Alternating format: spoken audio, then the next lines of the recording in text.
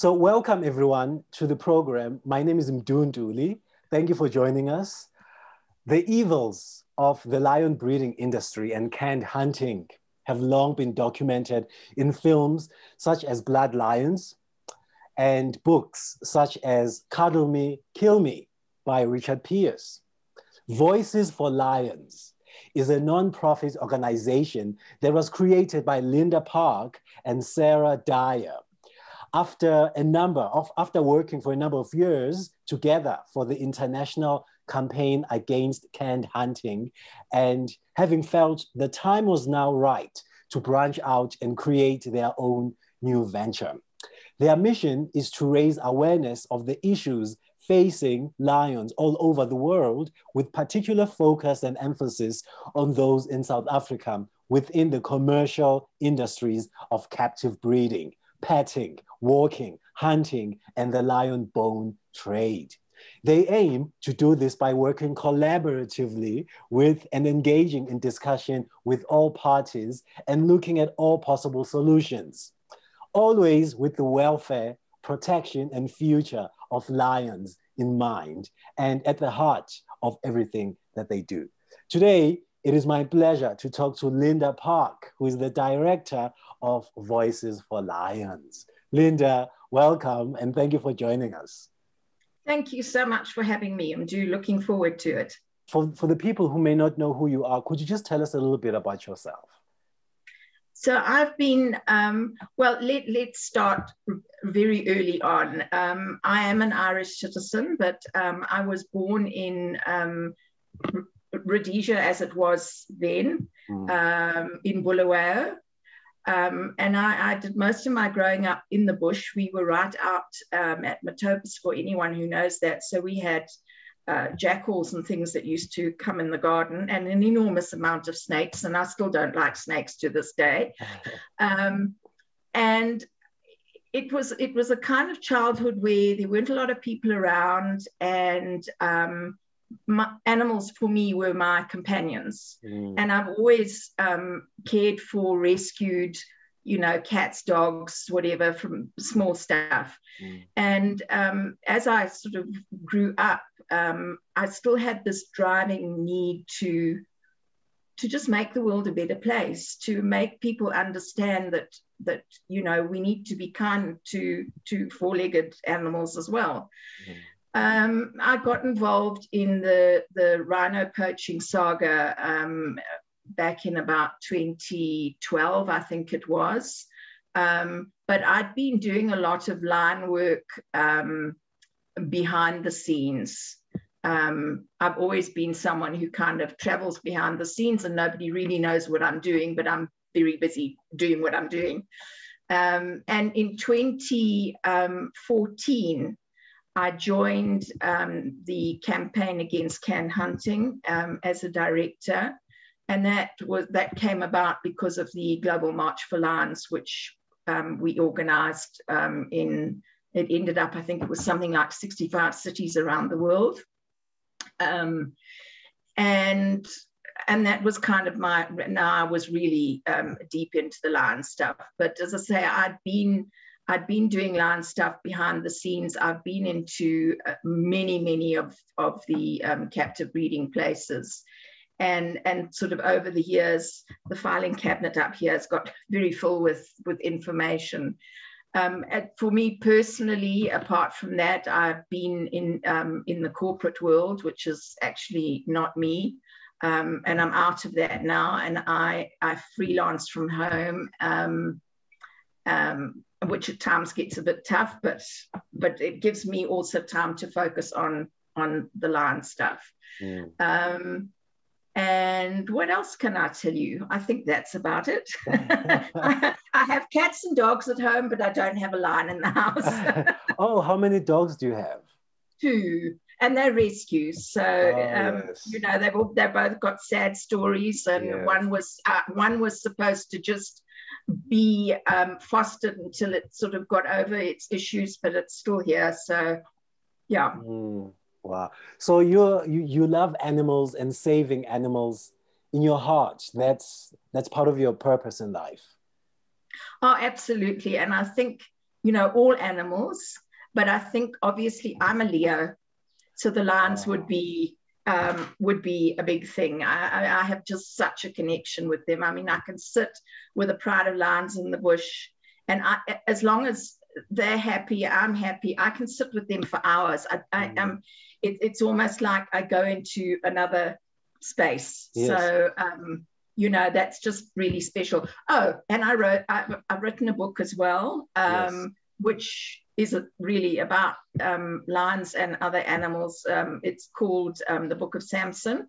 The Book of Samson. And it's lessons for conscious living. So it's how wildlife, it kind of is relating to humanity and seeing that they can't understand how we live the way they do, and it's their perspective on life and lessons for life. Wow.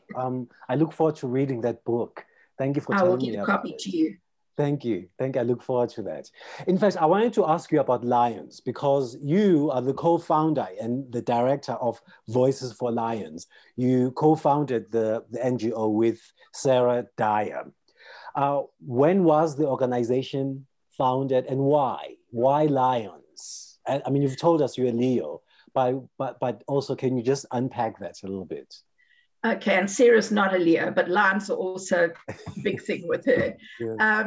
We founded, we were both part of campaign against can hunting, and we both resigned at the same time. We decided that we were kind of in two minds, whether we were just going to get out of everything altogether or we were going to join somebody else or do our own thing. And we decided, it was November 2018, that we would start Voice4Lions. We both think the same way. We have the same ethics, the same understanding of the way things should be. We both have our own strengths, and we work really, really well together. So that's why we decided to do that. And of course, I mean, lions really need a voice, and we really need to sort this industry out. And I should mention, although we registered Voice4Lions as an NPO, we don't fundraise at all. So we have no income. So all the expenses we pay for ourselves. Wow. I think that's kind of a rarity. Yes, that is very rare. Because how do you sustain yourselves? It must be difficult. Well, Sarah has a job and I have my part-time work. So, you know, and we manage. And you manage. Wow, yeah. That's so interesting. So recently I interviewed Richard Pierce. So he wrote a book called Cuddle Me, Kill Me. And it also talks about... in the background there. Yes. So we're speaking about the book. And so it's also about the evils. It also talks about the evils of the lion breeding industry and canned hunting and how tragic the lives of these lions are. And we also spoke about it in terms of slavery, that this is really slavery. This is what it is. What is your working relationship with Richard? So Richard, I first interacted with Richard it was probably early 2017, I think, where he wanted information for Cuddle Me, Kill Me. He was busy doing the research on that. So we had a lot of email interaction over that time. And then I met him in the flesh for the first time at the launch of Cuddle Me, Kill Me here in Johannesburg. And we get on like a house on fire. So we've collaborated quite a lot since then with information and so on. And of course, as Richard told you, he's busy working on a film at the moment, which will come out this year, hopefully sooner rather than later. And I've been I don't know what they call me, lead researcher or chief researcher or something for the film. Yeah. So we've been in contact a lot over this period. And yeah, Richard thinks the way Sarah and I do. And interestingly enough, we asked Richard to be a patron for Voice4Lions when we founded it. And he gracefully agreed. So we have him on board there too. Wow. Yeah, so I look forward to watching that documentary, that film. Yes. Yeah, I think that will be very, very exciting. Linda, does Voices for Lions operate internationally, or is it just in South Africa? So, you know, we're very lucky to have me here and Sarah in the UK. She's just outside of London. So we collaborate with a lot of NGOs in the UK and some in Europe. So we cross over both. So obviously here we're focusing on government here and legislation here, and the industry is here.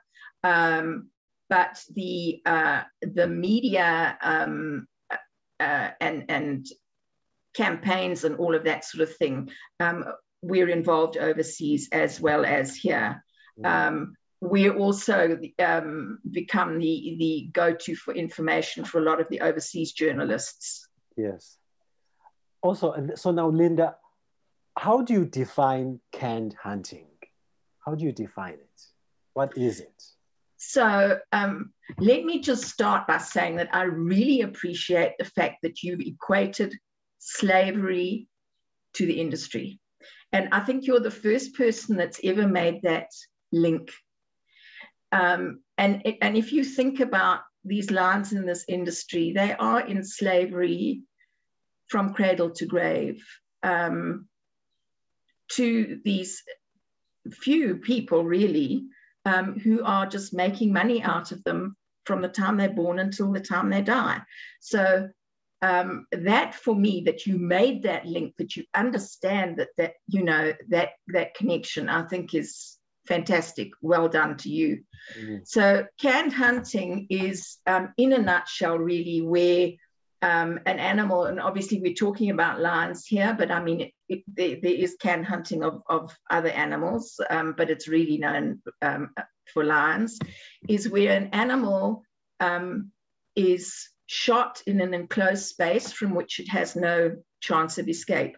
So it could be in a cage, it could be in a small enclosure, it could be in a slightly bigger enclosure, but either way, there's fencing of some sort around. It cannot escape. So it's not what they call fair chase in hunting, you know, where you're out in the open bush and the animal can run away.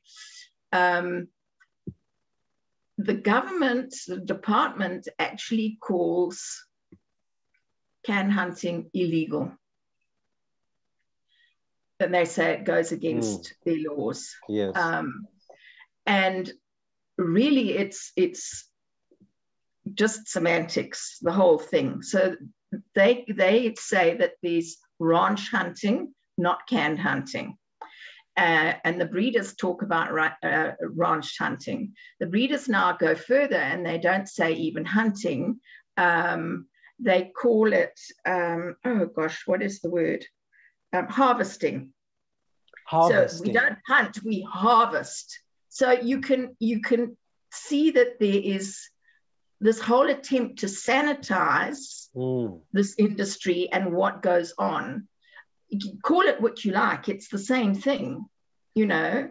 So then how does the government define canned hunting? Because if it's perfectly legal to have a farm that breeds lions, it's legal.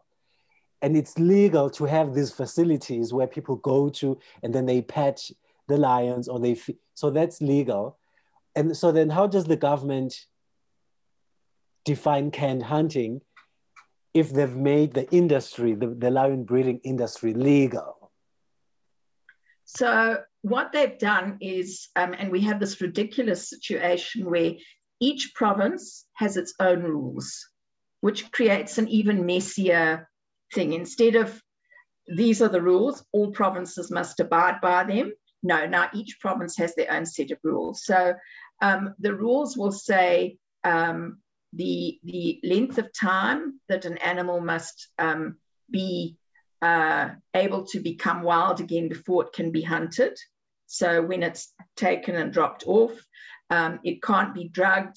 It can't be shot in an enclosed space. It can't be shot off the back of a vehicle. Okay, so all those things that they have in the regulations, as I say, different times for different provinces, but the drugged, the enclosed space, and the off the back of a vehicle, all provinces have that. So all of those things, they say, make a canned hunt. So then they say, well, the canned hunt is illegal. What happens in actual fact is that most of the hunting now happens in the Northwest province. So Free State breeders will send their lions to Northwest to be hunted, because Northwest has the least amount of time. So their release period is 72 hours. So you drop the lion off, and in 72 hours, he becomes wild again.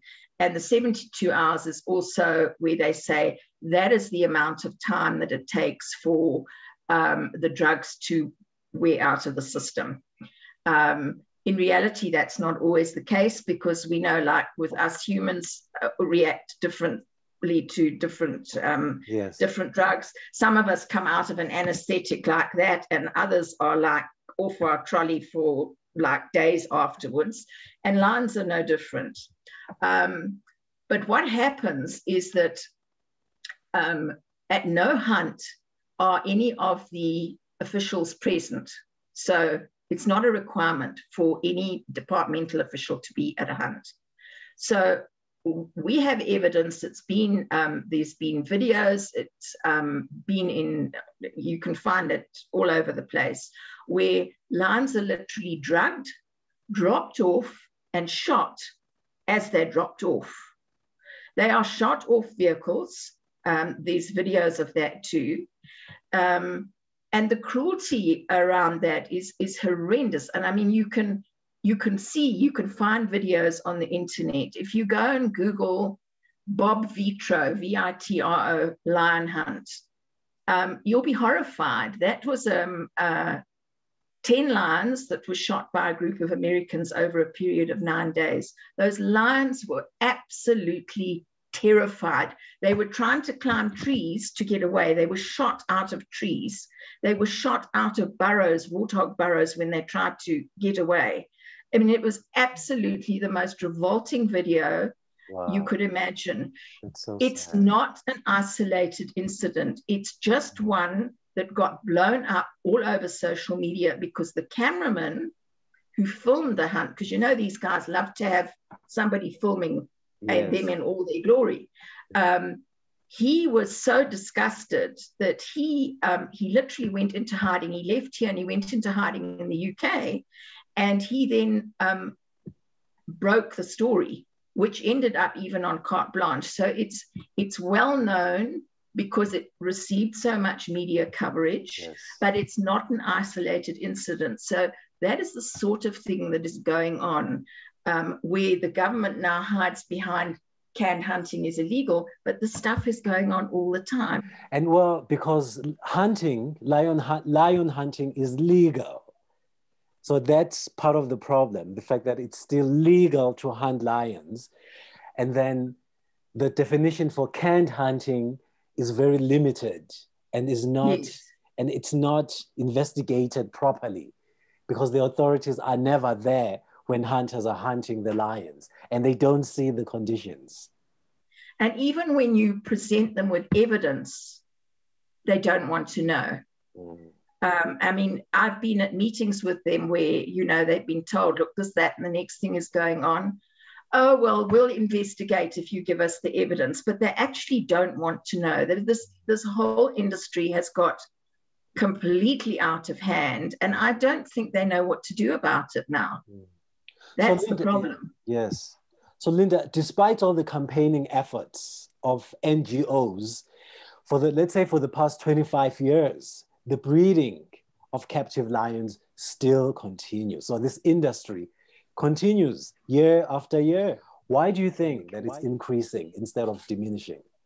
You know, on two levels, I do think that there is corruption involved. So, you know, because if you think about it, how is in terms of the population in South Africa, you have this very small group in relation to the size of the population who are running this industry. And there's big money behind it. So one has to say, in the face of condemnation worldwide, why is this small group allowed to continue and bring disgrace to the country? So that's one thing. The other thing I think is where other campaigns have maybe missed the mark is because we need a popular movement that is inclusive of all of South Africa. So regardless of color, creed, or whatever, it has to involve all of South Africa. You have to say, for all of South Africa, this is not acceptable. This is not what we want. This is not the way we should be conducting ourselves. And that's actually what's missing, is a popular movement that encompasses the masses to actually go to government and say, enough now. Yes. But also, I find that a lot of people, a lot of ordinary, average people don't know about the evils of the lion breeding industry. They don't know what those cubs go through to get to those petting and feeding facilities. They don't know. Is there a campaign that targets people and to conscientize people to not go to those facilities? Look, there are ongoing campaigns from various NGOs, and we do as well. We have a pledge on our page for people to sign to say that they won't go to these industries. It amazes me that people overseas are probably more awake to this industry than people in this country. And I discovered that from literally the first march that I organized, which was the Global March in 2015, and a whole lot of ones since then. People would phone me or come up to me at the march and say, we feel so dreadful. We went to such and such a place and we petted cubs and we didn't know. And they were in tears when they, you know, now they know what's going on. So I said to them, well, what are you going to do with how you're feeling? Don't waste that on just being angry or being upset. Take that now and go and educate other people. So it really is a case of education. We have to keep on and on. And I don't understand it, because there's been things on carte blanche, there's been things on 50-50, there's things in the newspapers, it's ongoing. But a lot of people say, oh, no, I don't want to watch that. I'm too sensitive, I can't watch it. So there you have, we had the same thing with Bloodlines when it came out, that there were many people that just refused to watch it. And I'm saying, well, you know, how can you be educated if you don't know? You have to, and you can Google, you can research. I mean, there's so much out there. So we just literally keep on it. It's like chipping away at a rock. You've just got to keep on. And hopefully there comes a tipping point where, okay, now everybody's woken up. Yes. But Linda, you know, so many people have a fantasy of seeing a wild animal, of seeing a lion in particular. It's a fantasy. And so that the desire to fulfill that fantasy blinds them to how evil the system is. Especially if you notice many of these petting facilities, a lot of the staff members are volunteers from overseas who want to fulfill this fantasy of playing with the lion. So how do you conscientize, or what more should be done to conscientize those volunteers who actually pay money to these facilities so that they can play with the cubs and feed the cubs? How do you change the international community, the international volunteers?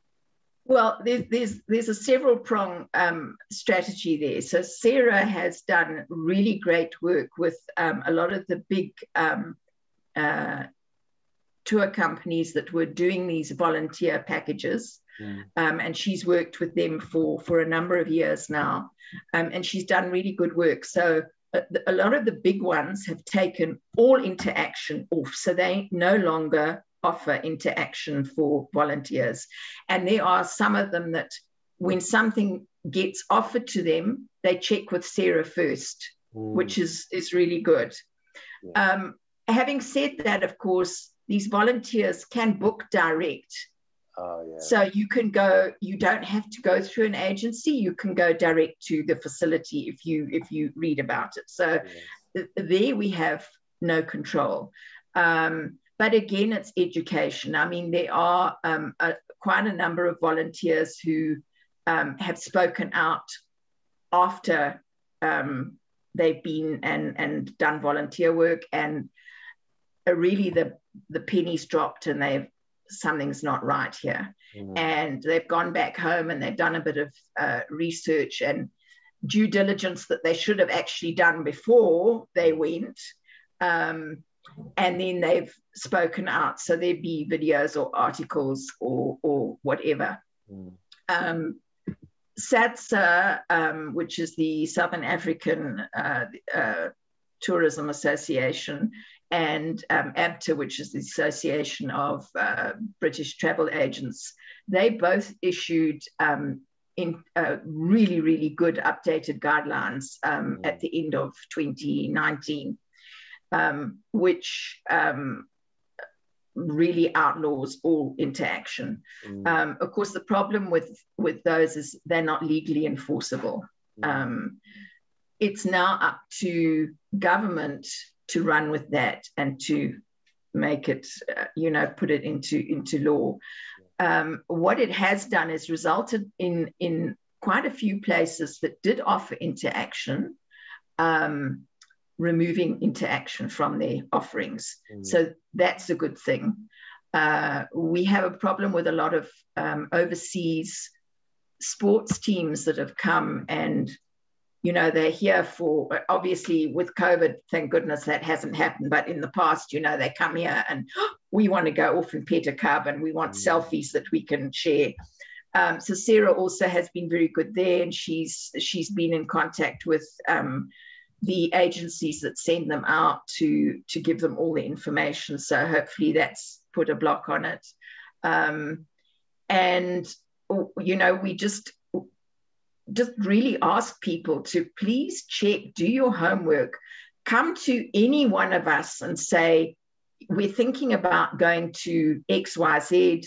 What do you know about it? Because the cons, the amount of money that these are normally gap year students pay is horrendous. And the cons, they're told they're supporting conservation. These lions are going to be released into the wild. They're all orphans, which is why they need bottle feeding and whatever. And it's a huge money-making industry for the breeders. They're getting free labor, so that in effect taking away jobs from local people that they would have to pay. They're getting free labor, but they're getting money in their pockets. And these poor kids are completely duped. And they think that they're doing this wonderful thing. And of course, hell yes, we'd all like to pet a lion cub. It's that kind of like, oh, it's so cute, but you have to say it's a wild animal.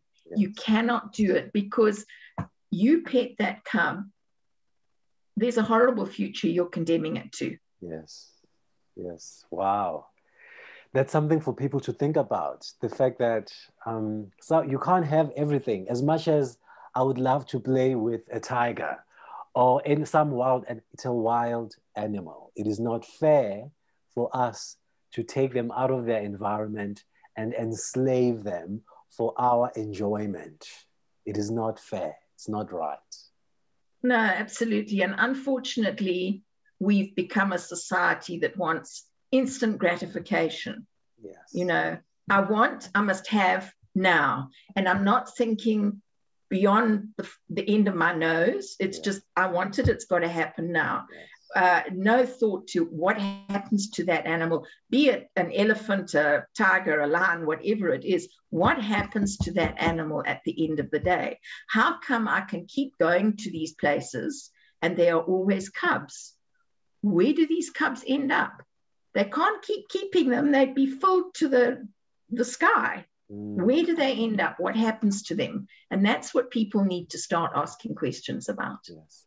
Linda, how can people get hold of you so that they can participate in a campaign to save lions?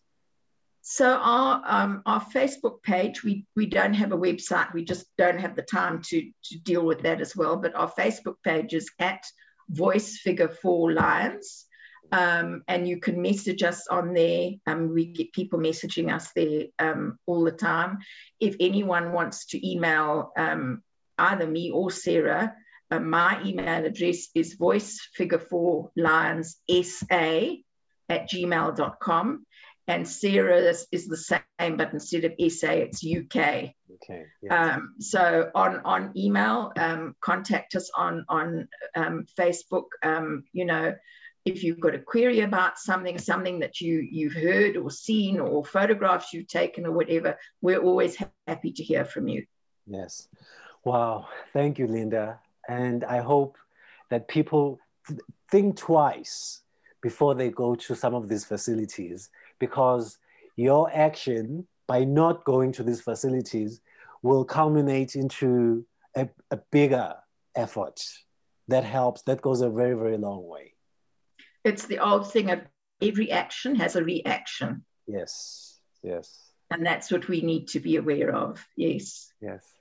Wow. So Linda, thank you. Thank you for talking to us about your work and Voices4Lions and sharing that information. I think a lot of people will want to get involved. So thank you very much, Linda, for speaking to us. Pleasure. Thank you so much for having me. It's a pleasure. Take care.